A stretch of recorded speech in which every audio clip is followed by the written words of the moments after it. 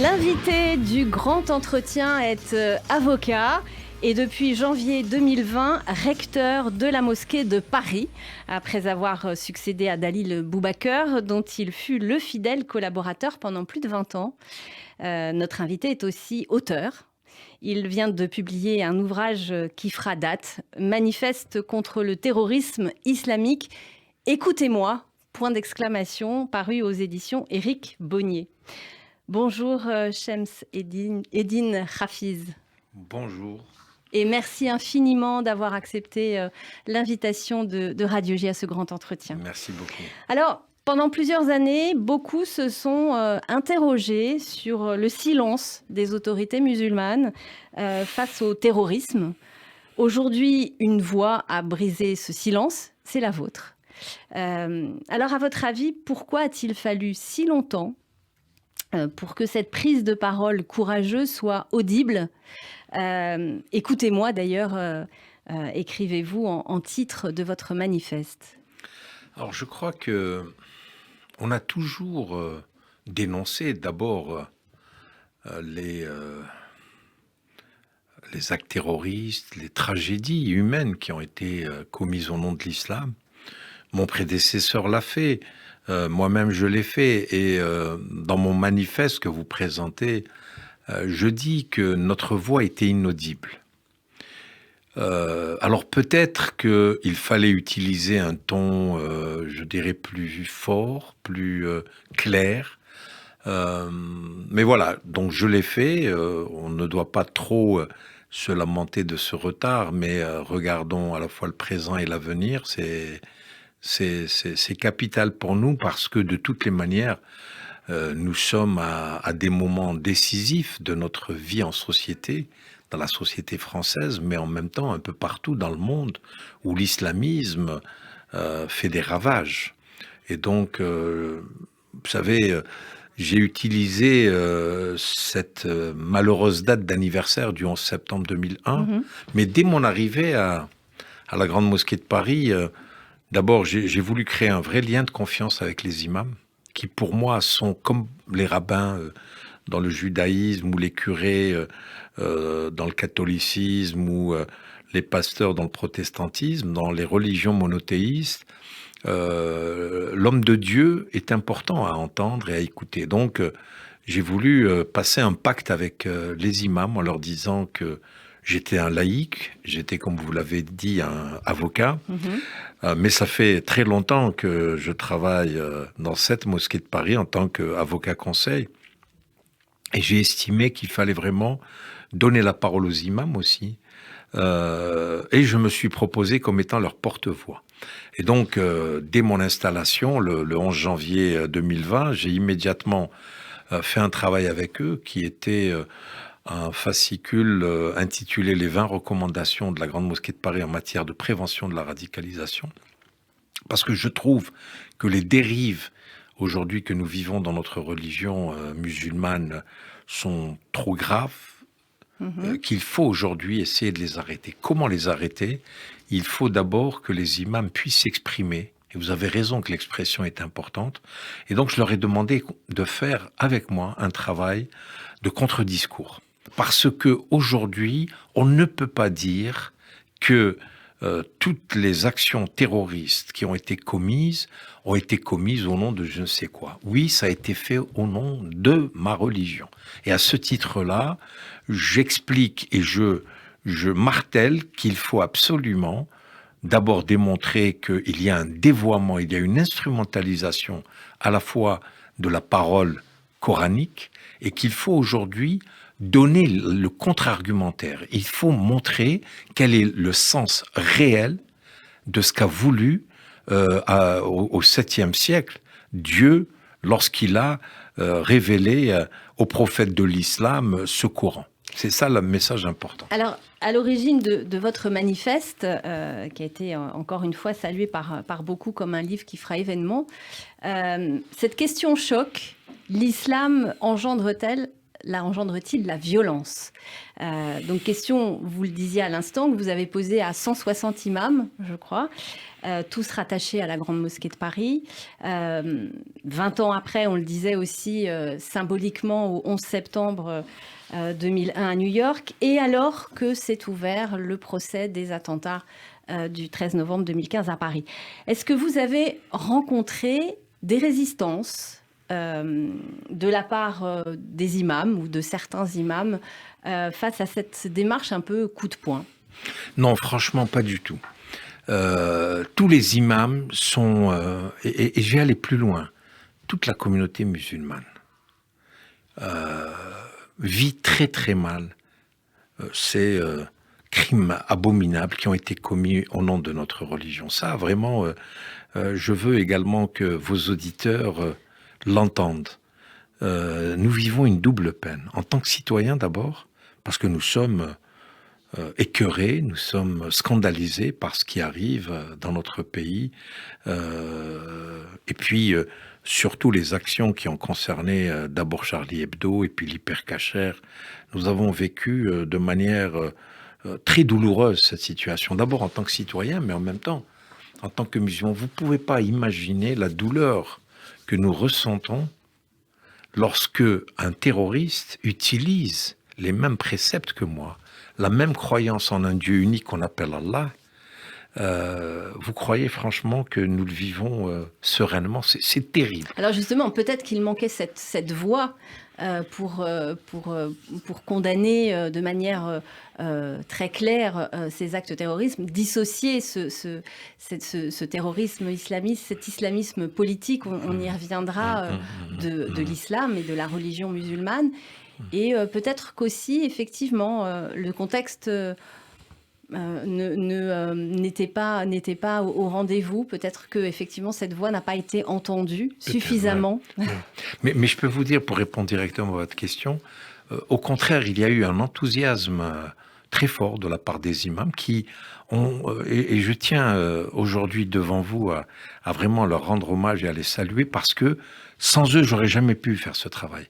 Parce que je ne suis pas théologien, c'est eux qui m'ont donné la matière, c'est eux qui m'ont expliqué comment ces terroristes, comment Daesh, comment toutes ces organisations ont exploité, ont utilisé, ont falsifié la réalité du message coranique. Et moi, je n'ai fait que, comme je l'ai toujours été, un avocat, j'ai essayé de présenter du mieux que je peux, je dirais, ce contre-discours qui est fondamental pour notre vie commune. Et c'était important pour moi que les imams puissent véritablement montrer ce travail, me donner les arguments, parce que en même temps, je leur ai demandé à eux, imams, de quitter leur salle de prière, de ne pas se contenter du prêche du vendredi face à leurs ouailles. Il faut absolument qu'ils aillent vers les autres, vers ceux qui ne sont pas musulmans, ceux qui ne partagent pas notre croyance, ceux qui n'ont pas du tout de croyance, parce que la société est ainsi faite, et je veux véritablement qu'on comprenne, qu'on, je dirais, accepte que l'islam, que les musulmans de France font partie de la communauté nationale, ni plus ni moins, et qu'aujourd'hui, il y a beaucoup d'incompréhension, il y a beaucoup de préjugés, et je veux véritablement lever tous ces préjugés. Alors, on évoquait tout à l'heure cette question de rencontre de résistance éventuelle auprès des imams. Vous avez dit que non, au contraire, ils étaient plutôt enthousiastes, mais vous avez quand même claqué la porte, alors vous me direz c'est pas la même chose, du Conseil français du culte musulman, en indiquant ne plus pouvoir composer avec des organisations avec lesquelles vous êtes en désaccord. Est-ce que vous pouvez nous rappeler dans quelles circonstances vous avez claqué la porte et de quel désaccord parlez-vous? Alors, lorsque le malheureux enseignant Samuel Paty a été décapité, le président de la République, M. Emmanuel Macron, a réuni les responsables du Conseil français du culte musulman. Et à la question de savoir est-ce qu'il pouvait compter sur le Conseil français du culte musulman, j'ai répondu par la négative, en lui disant qu'aujourd'hui, le Conseil français du culte musulman, dont je suis un des membres fondateurs en 2003 lorsqu'il a été créé, il avait un objectif. Aujourd'hui, je pense qu'une telle organisation ne peut plus, aujourd'hui, relever les défis qui se posent à cette organisation en 2020. Pourquoi ? Parce que d'abord, en 2003, ou plutôt avant même, en 1999, lorsque Jean-Pierre Chevènement, qui est ministre de l'Intérieur chargé des cultes, veut mettre autour de la table l'ensemble des associations qui gèrent un lieu de culte musulman, nous avions accepté, puisque Dalil Boubaker, qui était à l'époque recteur, et moi je l'accompagnais dans cette aventure, nous étions tout à fait d'accord pour nous mettre autour de la table pour essayer de créer une organisation. Il y a eu à l'époque des négociations sur un certain nombre de principes qu'il fallait partager ensemble, mais on a vu qu'il y avait déjà des désaccords. Il y avait des désaccords, mais les pouvoirs publics considéraient qu'il fallait qu'on soit tous autour de la table, qu'on constitue ce Conseil français du culte musulman. Il y avait des désaccords d'abord sur le mode de scrutin, sur ce qui était comme mode d'organisation et mode de choix du président et des membres dirigeants du Conseil français du culte musulman. Et donc, dès le départ, il y avait une vraie scissure sur ce type d'organisation. Et plus le temps passait, plus on s'est rendu compte quand même qu'il y avait de plus en plus de difficultés à continuer à travailler ensemble. Mais la véritable, je dirais,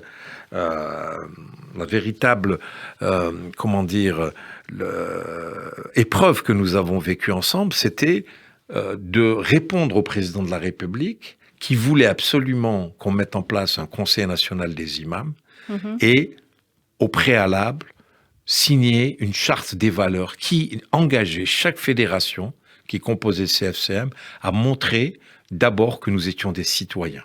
Et c'est dans la rédaction de la charte qu'il y a eu des difficultés de plus en plus.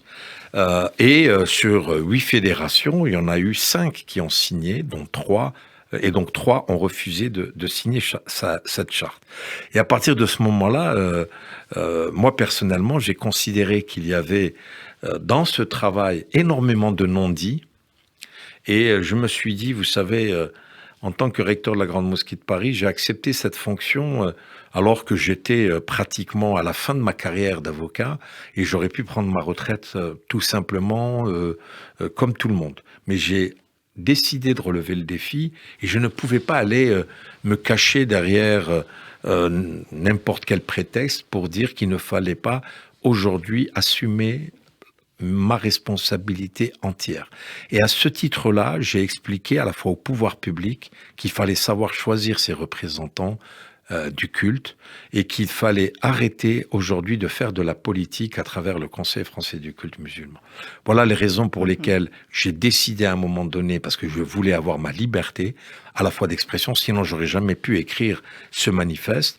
Il fallait absolument montrer qu'il y a aujourd'hui une voix qui s'élève, qui malheureusement, vous savez, on dit souvent que peut-être le recteur de la Grande Mosquée de Paris parle avec force, parce que je suis convaincu. Je suis convaincu qu'il y a véritablement péril en la demeure. Et je veux essayer de reconstruire quelque chose qui est important pour nous tous, citoyens de ce beau pays. Alors, pour en revenir justement au manifeste, il est avant tout un manifeste contre l'islam politique.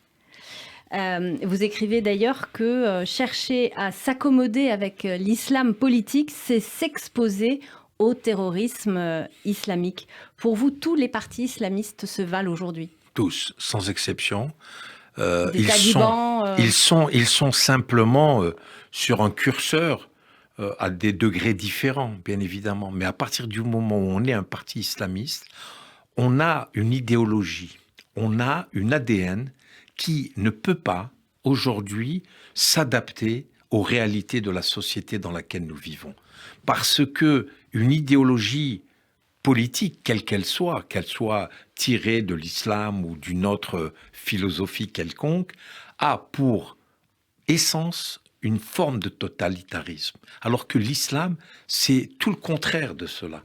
Aujourd'hui, et notamment depuis le 11 septembre 2001, si vous voulez, ce sont les islamistes qui ont établi le curseur de qui est musulman et de qui, aujourd'hui, il faut se méfier et il faut considérer qu'il n'y a que les musulmans qui sont ceux qui iront au paradis. Moi, je ne crois pas en ces choses-là.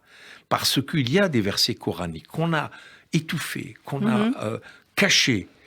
Alors que, si vous voulez, ces versets sont d'une limpidité sur les intentions de Dieu. Au niveau de ces questions, il y a des versets coraniques qui disent, en tout état de cause, que comme par le passé, parce qu'on reconnaît à la fois le judaïsme et le christianisme, je dirais les premières religions antérieures à l'islam, Dieu s'adresse à nous, il s'adresse au prophète de l'islam en lui disant « À toi, je t'envoie donc pour aller porter un message à ton peuple dans une langue qui est l'arabe, comme je l'ai fait par le passé avec d'autres prophètes pour d'autres peuples. » Cela veut dire que Dieu, notre Dieu à nous, Dieu musulman, il reconnaît l'existence d'autres peuples qui ont une autre foi et une autre croyance. Mieux encore, dans le Coran, si nous devons faire une petite concurrence entre, je dirais, les trois prophètes, Moïse est de très loin celui qu'on cite le plus, et dans des conditions excellentes, c'est-à-dire que pour nous musulmans, c'est un prophète. Que Jésus joue un rôle capital dans notre pratique à nos rituels, dans notre dogme. Donc on ne peut pas dire aujourd'hui que l'islam, c'est la plus belle religion du monde. Moi je le pense parce que c'est ma croyance, mais en même temps, parce que vous allez croire autre chose, que je dois vous marginaliser ou mieux je dois vous combattre. C'est ça qui est important. Il y a d'abord une fraternité humaine qui ressort de ce je dirais, pour moi, de ce livre coranique, alors que les islamistes disent tout le contraire. Parce que pour eux, les islamistes, la valeur suprême ne vient que de leur idéologie. Et elle dépasse toutes les autres formes de croyances. Et eux vont vous dire que... alors, vous d'une lecture erronée du Coran par les islamistes et les terroristes... mais eux vont vous dire qu'ils ont une lecture littérale du Coran. Oui. Parce que se trouve... Non, mais oui, c'est une lecture littéraliste du Coran. Et je m'explique. Vous savez, le Coran a été révélé au 7e siècle. Donc ça fait 14 siècles déjà. À l'époque, il y avait une réalité. À l'époque, il y avait un contexte particulier. L'islam arrive, le prophète de l'islam arrive dans une société qui est polythéiste, qui a d'autres croyances, il y a d'autres formes de vie, et le prophète de l'islam vient pour essayer de corriger par ce message coranique. Il ne faut pas oublier que le prophète de l'islam, c'est l'ange Gabriel qui s'adresse à lui à chaque fois, pendant 23 ans. Et les versets, quand ils sont révélés au prophète, c'est dans des conditions particulières. Il y a des éléments factuels qui participent à la révélation coranique. Bien évidemment, si on prend un verset et on le sort de son contexte, on peut tout lui faire dire. Mais moi, je pense qu'il y a suffisamment de versets coraniques pour montrer d'abord les valeurs universelles qui ne sont pas, je dirais, spécifiques à une période donnée. C'est-à-dire que 14 siècles après, quand vous lisez un certain nombre de versets coraniques, c'est d'une telle modernité que vous devez absolument les expliquer et les montrer. Et je défie les islamistes, parce que moi, lorsque je pose la question, est-ce que l'islam engendre la violence en introduction, j'apporte les éléments des imams, qui, eux, vont me répondre par la négative, en me disant « Non, l'islam n'engendre pas la violence ». Et moi, je vais plus loin en disant que le Coran recèle en lui un message qui est aujourd'hui celui des droits de l'homme, celui de la liberté de conscience, celui de la liberté d'expression. Et ce sont des éléments importants. Malheureusement, aujourd'hui, lorsque vous dites cela, bien sûr que ça ne suffit pas. Et en tant que recteur de la Grande Mosquée de Paris, je ferai un certain nombre de déclarations, je ferai encore des écrits, je prépare encore un livre qui va détailler ce manifeste, je le dis au début de l'introduction. Peut-être se transformer en proposition. En proposition très concrète, où il va y avoir de vrais débats sur ces questions, pour montrer qu'en fait ce manifeste donner un certain nombre d'éléments, qui sont d'éléments que nous allons faire vérifier par des spécialistes, pour qu'il y ait un vrai débat. Je ne suis pas en train d'essayer de dire très fort quelque chose sans que je puisse la faire vérifier. J'attends la contradiction. En tant qu'avocat, j'ai toujours vécu, bien évidemment, dans le contradictoire. Et le contradictoire, pour moi, est important. Il va me conforter, je dirais, dans ma croyance. D'ailleurs, quand on parle de violence, on entend beaucoup parler de djihad, de guerre sainte.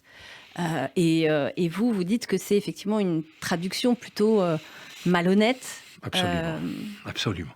Le djihad, quand vous prenez le mot en arabe et son étymologie, vous allez voir qu'il s'agit essentiellement de l'effort sur soi, de l'effort pour être meilleur. Parce que de toutes les manières, lorsqu'on on ne naît pas musulman, juif ou catholique, on va évoluer, il va y avoir des gradations dans notre croyance. C'est pas toujours linéaire. À un moment donné, il nous arrive un coup dans la vie où on se met à se poser des questions. Est-ce que vraiment ma croyance me règle tel ou tel problème? Et il est évident qu'on se pose toujours ces questions. Et le djihad, c'est cela. Mais en même temps, je tiens à être le plus complet possible. Bien évidemment que il y a eu à l'intérieur du Coran des versets qui parlent de guerre, qui parlent de défense. Mais je vous dis encore une fois, c'est dans un contexte particulier que ces versets ont été révélés.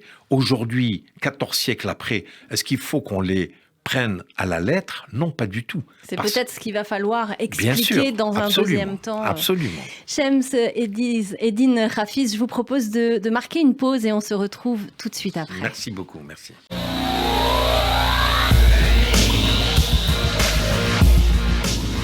Nous sommes toujours en compagnie de Shems Eddine Hafiz, le recteur de la Grande Mosquée de Paris. Depuis le meurtre de Samuel Paty, il y a presque un an, il n'est plus un secret pour personne que de vifs débats, et on en parlait il y a un instant, agitent les institutions musulmanes autour notamment de la question de la laïcité. Mais avant de venir à cette notion fondamentale, un mot sur cette question que vous posez, qui est une question choc aussi dans ce manifeste, question d'ailleurs que je vais vous poser à mon tour.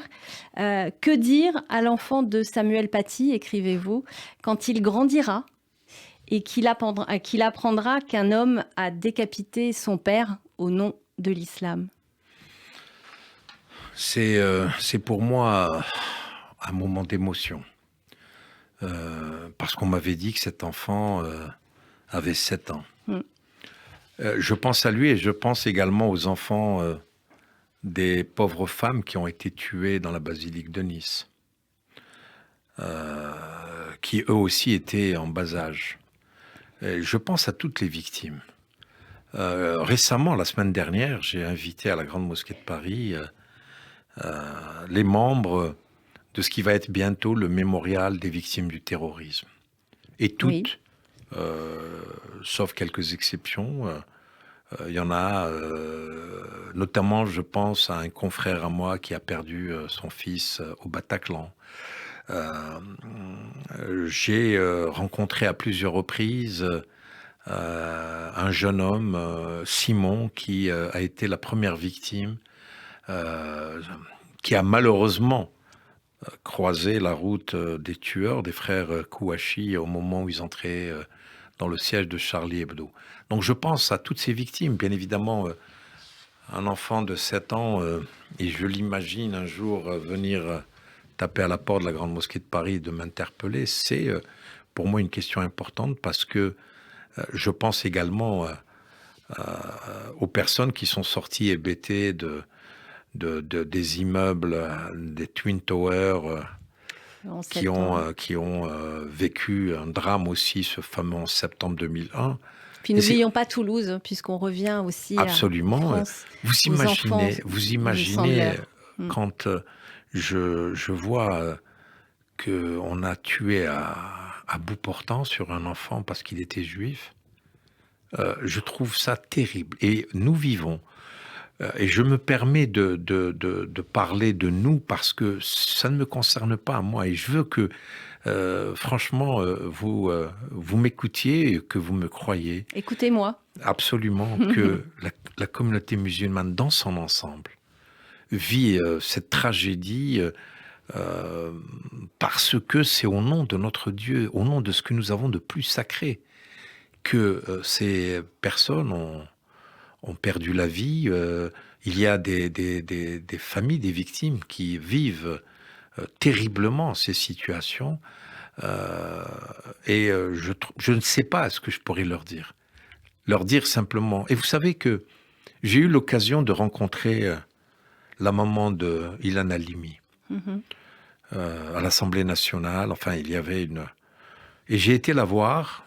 J'étais avocat simplement de la mosquée de Paris et je l'ai vue et je l'ai prise dans mes bras en lui disant « Madame, ce n'est pas l'islam ».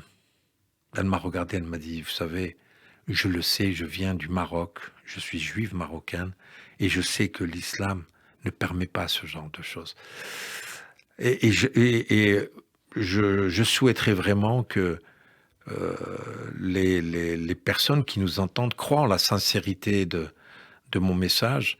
Je n'ai pas de solution, je n'ai pas quoi répondre dans l'immédiat, simplement dire que je vais essayer de réparer.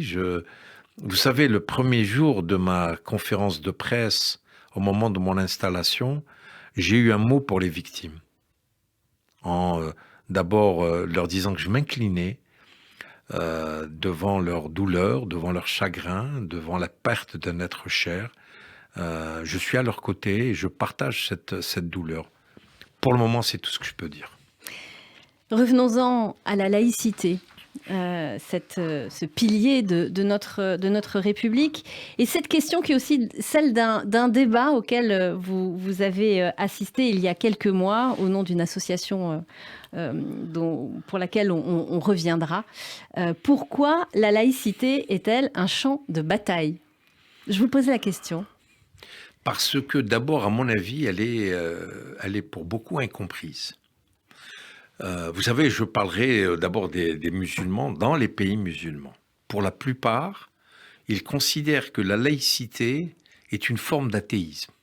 C'est-à-dire qu'on considère, à partir du moment où nous sommes laïcs, cela veut dire que nous devons ne plus croire en rien, ce qui est totalement faux. Il y en a aussi qui l'ont utilisé pour des combats, notamment contre l'islam. Et je voudrais qu'on revienne à une définition très claire de la laïcité, parce que je le dis, je le répète à satiété, que la laïcité est véritablement une chance pour l'islam. Et que l'islam peut s'adapter en toute facilité aux règles de la laïcité. Parce que la laïcité, d'abord, c'est que l'État ne reconnaît ni ne subventionne aucun culte. Point. Voilà. Mais lorsqu'on dit ne reconnaît pas, cela ne veut pas dire que c'est la négation des cultes. Bien au contraire. Moi, je le vois tous les jours. L'État a des relations permanentes avec les cultes. Et donc, cette laïcité, pour moi, si je dois la définir, c'est d'abord et avant tout notre espace commun à tous. Tous les Français, quelle que soit notre croyance ou notre incroyance, parce qu'il y a des Français qui ne croient en rien, eh ben, ils ont... Les musulmans athées, ça existe Bien aussi. Bien sûr que ça existe. Comme Alors, les juifs. Comme, musulmans athées, je ne sais pas si on peut dire, mais ce sont des citoyens d'origine ou de culture musulmane ou juive qui sont athées.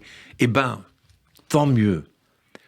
C'est la liberté qui est notre bien le plus précieux. Et la laïcité, le fait que ça soit notre espace commun, où nous nous retrouvons tous dans notre vie civile, Moi, j'irai beaucoup plus loin parce que c'est la laïcité qui nous permet d'abord de nous tenir les mains, quelles que soient nos croyances, quelles que soient nos origines, et en même temps, moi je dirais que la laïcité, c'est également le garant de notre fraternité humaine. Et être citoyen français, ça apporte à chacun de nous cette unité, cette union qui fait la nation française. C'est ça quand même qui pour moi est important. Et je dirais que l'islam qui est le dernier à être assis à la table de la République en tant que représentation, au moment de 1905, l'islam n'était pas présent. Donc on a organisé les cultes sans l'islam. Imaginez qu'il y avait un autre régime juridique en dehors de la laïcité. Comment on aurait été traité? Alors qu'aujourd'hui, nous, ceux qui sommes venus les derniers, nous sommes à équidistance d'abord des pouvoirs publics et que notre religion, parce que c'est facile de dire la laïcité, etc. J'aimerais bien savoir quel est le pays qui aurait permis à une religion, quelle qu'elle soit, de pouvoir réaliser. Nous avons aujourd'hui en France 2500 lieux de culte. Et pratiquement, ce sont ces 30 dernières années que la grande majorité des mosquées et des lieux et des salles de prière ont été réalisées. Donc, aujourd'hui, dire que la laïcité, que la France, elle n'aime pas les musulmans, etc., tout ça, moi, matériellement, quand je fais des calculs, je vois aujourd'hui qu'il y a suffisamment de lieux de culte en France qui ont été construits et qui permettent aux citoyens ou résidents en France, de confession musulmane, d'exercer leur culte dans de bonnes conditions, comme le prévoit la loi. Alors, au discours sur les attentats islamistes, aux tentations séparatistes, aux revendications communautaristes, vous dites que l'islam est compatible avec les droits de l'homme, les lois de la République, la laïcité, vous venez de le démontrer à l'instant, reconnaître l'égalité entre les hommes et les femmes, ça aussi c'est un combat à mener. Vous avez parlé d'un islam éclairé, humaniste. Est-ce que c'est de l'islam de France que vous parlez d'abord? Est-ce que cette notion d'islam de France, vous la revendiquez? Alors, vous me posez plusieurs questions. Ce sont des sujets tellement passionnants. D'abord, oui, il y a un islam de France. Voilà. Et je suis pour cet islam de France. Mais, je l'ai dit, ce n'est pas pour moi un simple slogan. Il faut le mettre en place, mais il faut du temps. Il faut du temps et il faut un environnement qui permette à cet islam de France d'exister. Premier élément. Deuxièmement, quand vous avez parlé de l'égalité homme-femme, puisque vous m'avez parlé de mon manifeste, je vous rappelle qu'il y a un chapitre dans lequel je me permets de dire que la femme est l'avenir de l'islam. Oui. Et que je ne le dis pas comme ça. Parce que là également, c'est avec force d'argument que j'explique le rôle de la femme dans la religion musulmane. Malheureusement, ce sont les sociétés patriarcales, pas uniquement dans l'islam, mais dans ce cas-là, c'est les sociétés patriarcales qui ont voulu véritablement étouffer la présence de la femme. C'est le cas de l'islam, mais moi je revendique que le Coran, à aucun moment, ne donne, je dirais, un statut minoritaire de la femme. Bien évidemment, bien au contraire, spirituellement, l'homme et la femme sont à égalité. Ça, c'est la deuxième des choses que vous me posez. Et concernant l'islam de France, je vais un peu plus loin. Pour moi, la réforme de l'islam, qui concerne le monde entier, partira d'ici de France. Et donc, c'est important pour nous, parce que aujourd'hui, Paris, la France, elle constitue un environnement qui permet l'éclosion de l'islam éclairé tel que je le revendique. Parce que lorsqu'on regarde l'histoire de la France, l'histoire des religions, des guerres de religion, ici en France, nous avons vu comment les mécanismes de la France, nous en tant que citoyens, nos universités ont permis véritablement d'absorber. Vous imaginez ce qui s'est passé il y a un siècle, seulement en France. Et aujourd'hui, la seule problématique qui se pose en matière, dans ce domaine, c'est l'islamisme. Et il y a des dérives dans d'autres communautés religieuses. C'est important de le rappeler. Et je pense, et je le vois, je commence à percevoir un certain nombre de résultats, parce que je suis invité dans un certain nombre de cénacles dans lesquels il y a des intellectuels français qui s'intéressent beaucoup à la question de l'islam. Parce que ce n'est pas moi seul, recteur de la Grande Mosquée de Paris, qui doit faire ce travail. Tout le monde doit participer à essayer aujourd'hui d'enlever cette hydre islamiste, parce qu'elle fait du mal à la religion musulmane, mais à l'ensemble de la société. Je voudrais dire simplement une chose.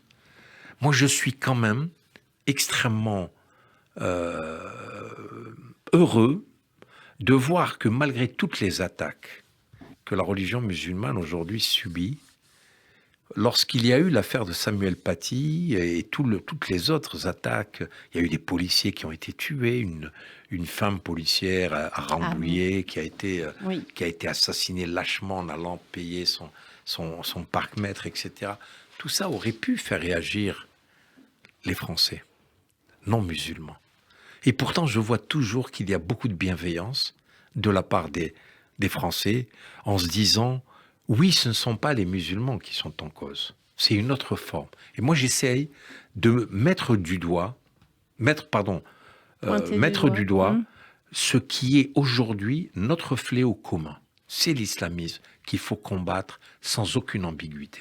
Alors, à la suite des attentats du 13 novembre 2015 en France, vous avez créé, je reviens à cette fameuse association des avocats du barreau de Paris, l'association La Fraternité du barreau de Paris, qui réunit des avocats de diverses confessions. Et je viens donc à un sujet important, d'ailleurs pour Radio J et important de manière générale, sur le dialogue interreligieux, interconfessionnel, on l'appellera comme on voudra. Est-ce que cette association, et au travers de cette association, est-ce que c'est pour vous une réponse à la barbarie ?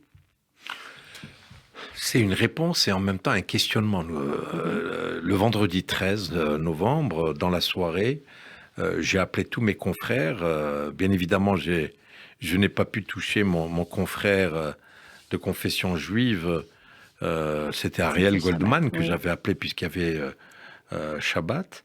Mais il m'a appelé dès la levée de Shabbat pour me dire, parce que Ariel est mon ami, Ariel Goldman, que je connaissais le mieux, et je l'avais appelé et il m'avait dit que pour ce qui était du barreau de Paris, c'était notre confrère et ami Bernard Cahen.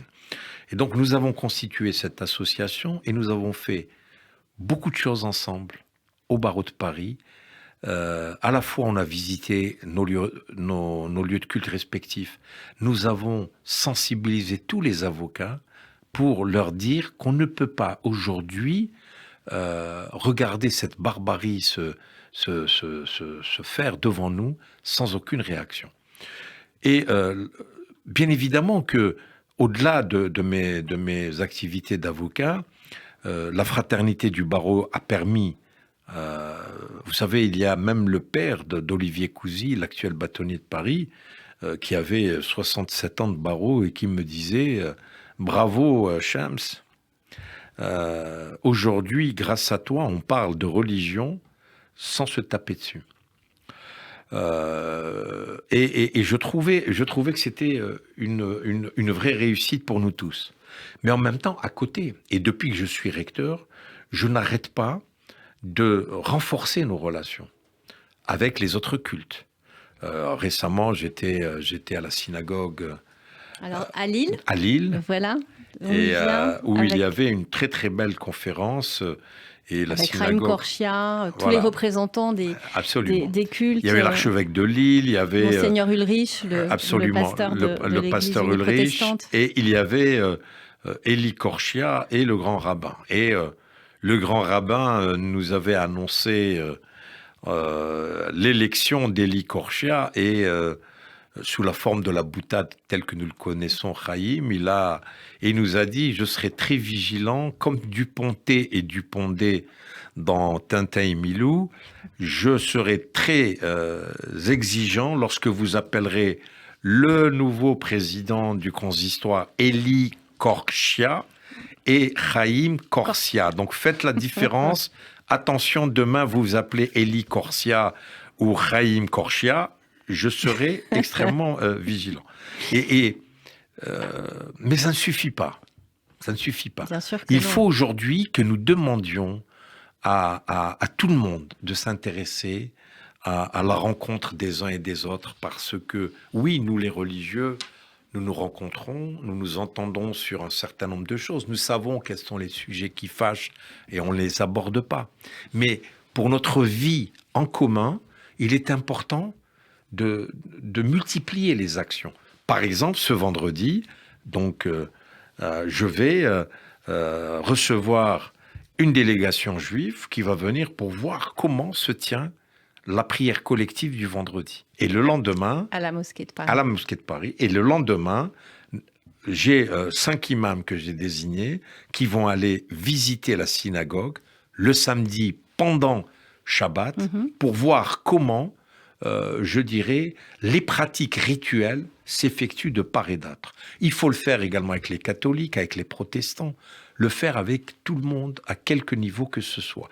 Plus on le fait, plus on a des chances de renforcer ce vivre ensemble qui est nécessaire entre nous aujourd'hui. Alors, le temps avance malheureusement et il passe très vite en votre compagnie. Et je ne pouvais pas ne pas aborder les relations entre la France et l'Algérie. L'Algérie est un pays qui vous est cher, puisque c'est le pays de votre pays d'origine. Et à la fin du mois dernier, Emmanuel Macron déclenchait la colère d'Alger. Après des propos accusant le système politico-militaire, ce sont ces termes algériens, d'entretenir une rente mémorielle en servant à son peuple une histoire officielle qui ne s'appuie pas sur des vérités. Il n'aura échappé à personne donc que vous êtes d'origine algérienne. Alors, les propos du chef de l'État vous ont-ils heurté et diriez-vous qu'il est allé trop loin ? Alors, non seulement je revendique mon origine algérienne, mais je l'ai écrit et j'ai dit que l'islam algérien, l'islam de mes ancêtres, de mes aïeux, était tellement compatible avec les règles de la République que je me faisais fort pour que l'islam d'aujourd'hui soit totalement compatible avec les règles de la République. Alors, lorsque le président Macron, on a rapporté à travers le quotidien Le Monde les propos que que le président Macron avait tenus, j'ai réagi immédiatement et j'ai réagi surtout sur la question de la nation algérienne qui pour lui n'existait pas. Et sous le signe de la boutade, j'avais dit à un de vos confrères sur un plateau où j'étais invité que est-ce que Emmanuel Macron aurait eu l'idée au moment de la brouille entre les États-Unis et la France, notamment sur l'affaire des sous-marins, est-ce qu'il aurait, alors qu'on a perdu quand même 60 milliards de dollars dans cette affaire, est-ce qu'il aurait eu à un moment donné l'idée de dire, tiens, il n'y a pas de nation américaine? Alors j'ai trouvé que c'était une question qui était plutôt d'ordre électoraliste, parce qu'on est en train, aujourd'hui tous, en train de suivre l'apogée d'un polémiste qui est en train de mettre le curseur extrêmement loin. Et donc j'ai eu cette réaction. C'est vrai que la question entre l'Algérie et la France est une question très sensible, mais en même temps essentielle. Il y a tellement d'histoires, il y a tellement de proximité entre les deux pays que j'estime aujourd'hui être une question qu'il faut qu'on soutienne. Vous savez, il n'y a pas très longtemps de cela, j'avais participé avec Chaim Korsia et l'évêque de Marseille, Monseigneur Aveline, conférence, on a été invité aux apprentis d'Auteuil. Oui. Et au cours de la conférence... C'était question de fraternité. Absolument. Et ils nous ont posé la question, ils nous ont dit, vous vous entendez tellement bien lorsqu'on vous entend tous les trois, qu'est-ce qui vous rapproche et quel est le lien que vous avez pour être aussi fraternel, on vous voit comme ça, vous êtes très complices dans les échanges que vous avez. Et Chaim Corsia, vous savez ce qu'il a dit ? Notre point commun, c'est l'Algérie. Et j'ai trouvé que c'était important que le grand rabbin s'exprime de la sorte, parce qu'effectivement, Monseigneur Aveline est d'Algérie, le grand rabbin également, et moi également. Donc, ce n'est pas une tare. Au contraire, il faut aujourd'hui... essayer de positiver, de prendre les éléments. C'est l'histoire qui est ainsi faite. Il faut dédramatiser les choses et je sais que c'est une question qui est encore sensible, mais 60 ans après, est-ce que nous ne devons pas aujourd'hui prendre à bras-le-corps cette question et d'essayer de trouver des solutions ? Et le président Macron, compte tenu de son âge, qui n'a pas... Il n'a pas connu la guerre. C'est le premier président qui n'a pas connu. Je pense que c'est quelqu'un qui doit jouer un rôle pour apaiser. Il avait pourtant, au cours de sa campagne électorale, parlé de crimes contre l'humanité. Il avait été quand même très loin. Mais le travail positif, dans la reconnaissance. Absolument. Mais le travail positif qu'il a fait, je trouve également, c'est à travers un homme, à travers Benjamin Stora.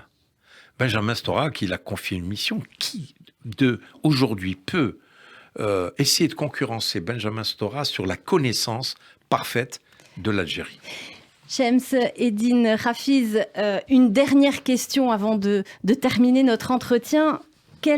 Jusqu'à présent, quelle a été votre plus grande réussite et votre plus grand regret ?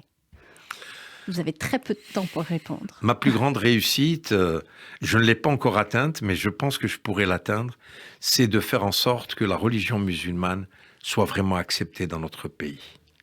Et mon plus grand regret, c'est que l'islam n'a pas toute sa place encore dans notre société.